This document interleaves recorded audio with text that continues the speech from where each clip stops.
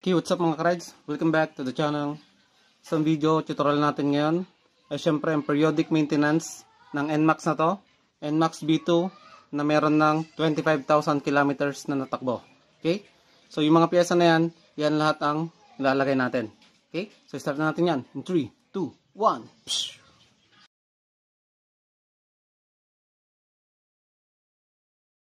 So bali ito nga pala yung papalitan natin mga pyesa at syempre lilinisan na rin. Okay? Sobrang dumi.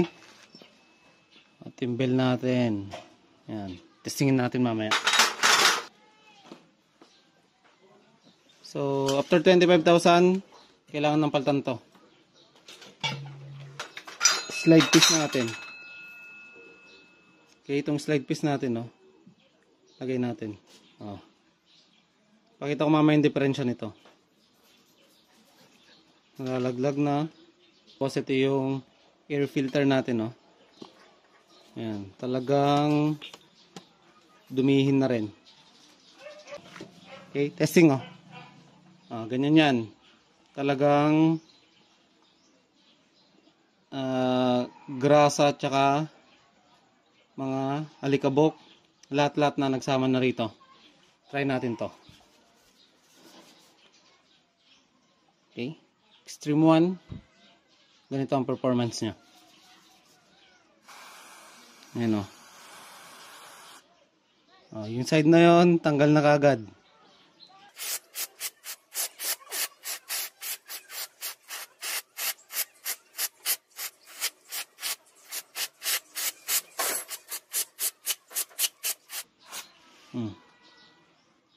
So maganda rito, ayan, mapapansin mo kahit hindi mo na kailangan ng brush, punas na lang para mapatuyo to.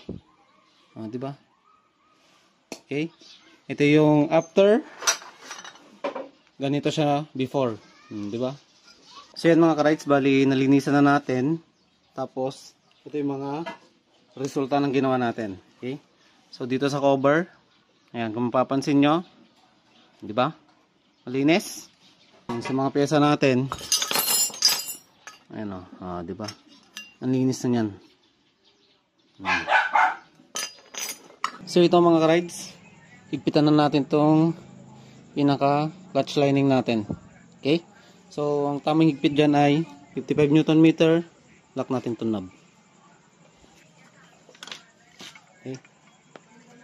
1, 2. Ganun lang.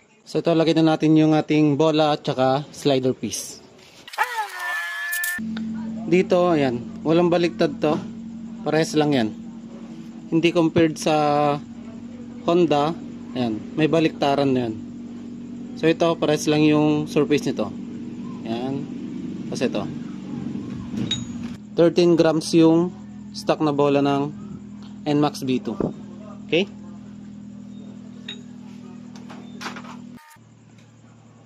Okay, testing natin. Ayan, o. Diba? Kaigpit. Hindi na nalalaglag compared kanina. Okay? So, ganyan yung orientation. Yung shape na to, dapat ganun din yung pasok ng slider piece natin. Tignan natin yung panggilid natin. Dito, naglalagay ako ng konting grasa. Ayan, parang ganyan. Tapos ipahid nyo lang. Okay, pati sa bushing. Tapos konting langis din. Ayan, grasa plus lang isang linalagay ko rito. Ayan. Loob tsaka labas ng bushing. Tapos check yung washer rito na makapal.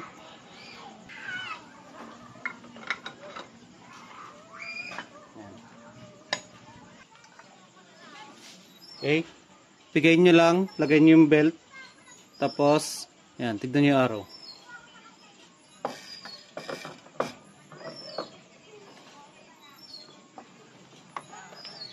Lagay nyo yung, ayan, washer. Stock washer to. Okay, drive face.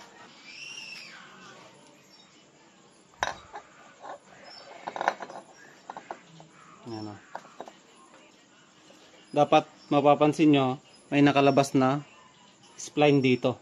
Washer na makapal. Then, yung nut. Hand tight nyo lang muna. Ayan. Tapos yung nut. Hand tight nyo kasi may tamang torque spec din tayo rito. Okay, set natin. So dito, para sa ating bell nut, ang tamang higpit natin ay 45 Newton meter. 45 Newton meter na. 24 mm. Y tool. Okay. 1, 2. Siyempre para sa ating drive phase, ayan, ang tamang higpit naman natin dito ay 49 Newton meter. 42 plus 7, 49 Newton meter. 1, 2. Ito yung bago. Ito yung luma. Testing. Okay, patayin natin.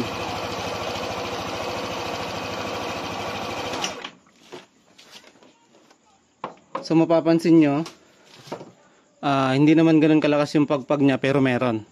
Kasi hintayin nating lumapat muna tong bagong belt natin. Siyempre sa degree ng pulley natin tsaka ng torque drive natin.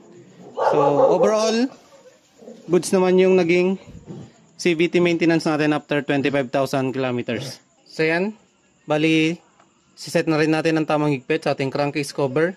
Lahat ng 8mm na yan, may tamang higpit tayo dyan na 10 Newton meter. 9 plus 1, 10 Newton meter na to. 1, 2, 1, 2, 1, 2, 1, 2, 1, 2, 1, 2, 1, 2, 1, 2, 1, 2, 1, 2, 1, 2. Okay. So dito sa tornilyo ng ating air filter, yung dalawang 10mm na to, 10 Newton meter din to. Okay. 1, 2, 1, 2. So dito naman tayo sa mga screw bolt na yan. May tamang higpit din tayo para dyan. So ang tamang higpit natin dyan ay 7 Newton meter. Ayan. So yung 0, nakatapat na sa 7. 1, 2, 1, 2, ayan. 1, 2, 1, 2, 1, 2, 1, 2. So ito mga ka-rides, testing natin.